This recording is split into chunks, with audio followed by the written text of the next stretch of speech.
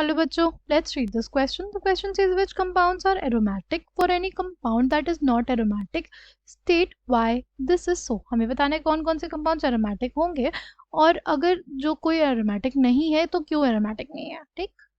The key concept for this question is aromaticity.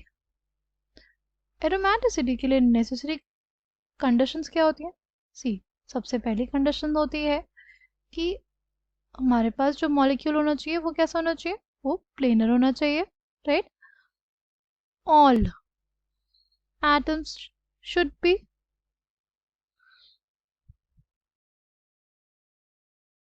sp2 hybridized होने चाहिए,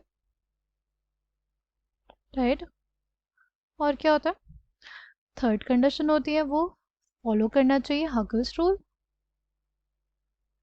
विच states that aromaticity तब आती है जब हमारे पास होते हैं 4n+2 पाई इलेक्ट्रॉन्स.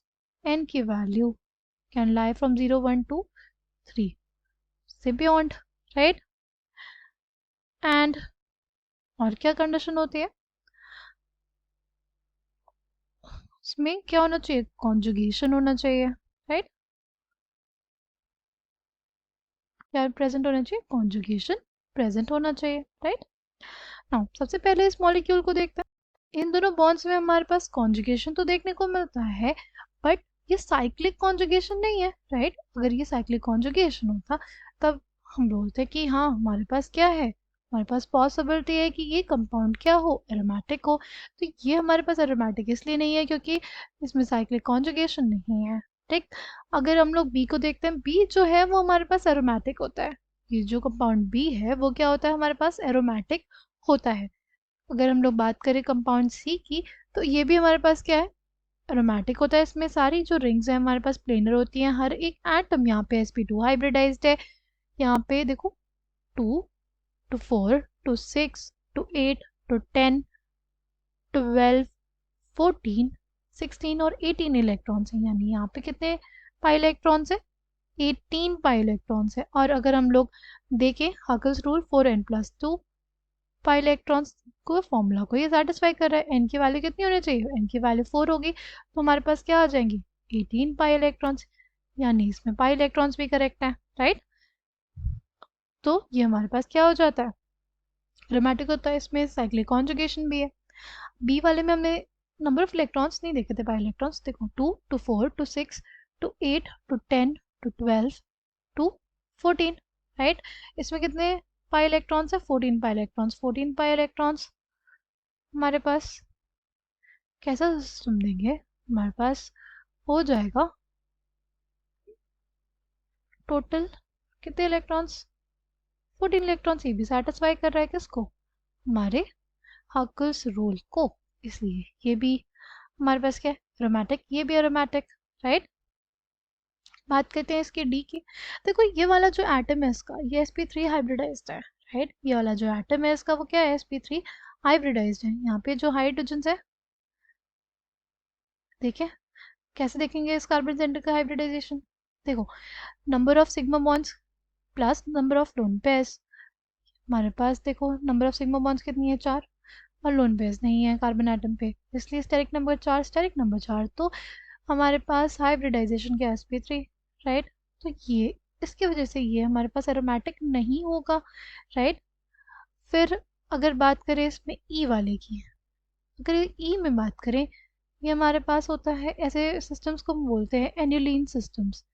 यहाँ पे ये जो हाइड्रोजन्स है ना, ये जो हाइड्रोजन्स हैं इनके बीच में क्या होता है, इंटरैक्शंस होते हैं और इसके वजह से ये जो पूरा मॉलिक्यूल है वो क्या हो जाता है, नॉन प्लेनर हो जाता है.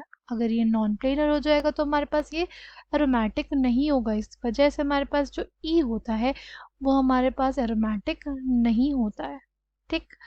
तो हमारे पास इसको लिख लेते हैं, ए हमारे पास क्या नहीं था, ए हमारे पास एरोमेटिक नहीं था. बात करें बी की तो बी हमारे पास एरोमेटिक होता है. बात करें सी की तो वो भी हमारे पास क्या है, एरोमेटिक है. फिर अगर बात करें डी की वो हमारे पास क्या है, नॉट एरोमेटिक. अगर हम लोग बात करें ई की, तो वो हमारे पास वो भी क्या है, it is also not aromatic, right. Last है एफ, ये हमारे पास होता है हेप्टालीन सिस्टम। ये कैसा सिस्टम होता है, इसको बोलते हैं हेप्टालीन सिस्टम। इसमें हमारे पास जो रिंग्स होते हैं वो हमारे पास नॉन प्लेनर होती हैं। ये एक नॉन एरोमेटिक कंपाउंड होता है, ठीक। ये एक नॉन प्लेनर सिस्टम है, इस वजह से क्या होता है, ये नॉन एरोमेटिक हो जाता है, right. It is not aromatic, ठीक। पहला वाला हमारे पास नॉन एरोमेटिक क्यों था, बिकॉज उसमें कॉन्जुगेटेड सिस्टम नहीं प्रेजेंट था, no conjugated cyclic system, right.